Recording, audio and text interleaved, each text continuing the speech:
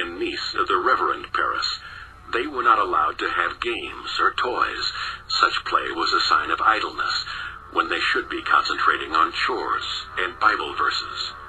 But unbeknownst to the Reverend, Betty, Abigail, and other girls were spending evenings by the kitchen fire with Paris's Caribbean slave, Tituba.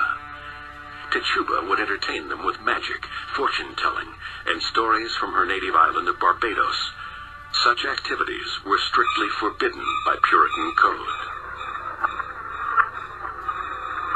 In January, Betty and Abigail began to exhibit strange behavior, screaming, twitching, and rolling on the floor. The village doctor was certain that the girls were the victims of witchcraft. The first public display of their affliction came the last Sunday in January. As her father read from the pulpit, Betty Paris screamed and fell into a fit. Other girls, including 12-year-old Ann Putnam, followed. One barked like a dog, another flapped her arms like a bird, others writhed as if being choked. Frightened by the hysteria, the townspeople begged the girls to identify their wicked tormentors.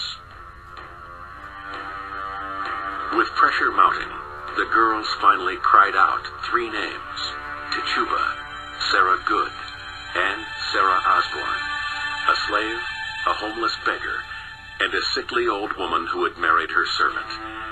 3 social outcasts who were despised and distrusted by the townspeople. When the 3 accused witches appeared before the magistrates, Osborne and Good maintained their innocence, but Tituba, perhaps frightened after being beaten by Reverend Paris, confessed and claimed there were other witches in Salem. Her admission of witchcraft sparked a wave of paranoia and accusations. The girls began to point fingers at other townspeople.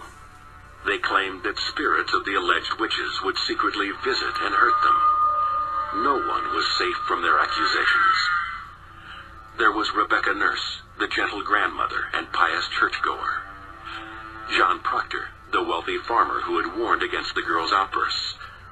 Even Dorcas Good, the little 4-year-old who would spend months chained to the prison wall. By the middle of spring, more than 150 were in jail, including some of the village's most prominent figures. The Salem witch trials began June 2nd, 1692. 8 days later, local tavern owner Bridget Bishop became the first alleged witch to be hanged on Gallows Hill.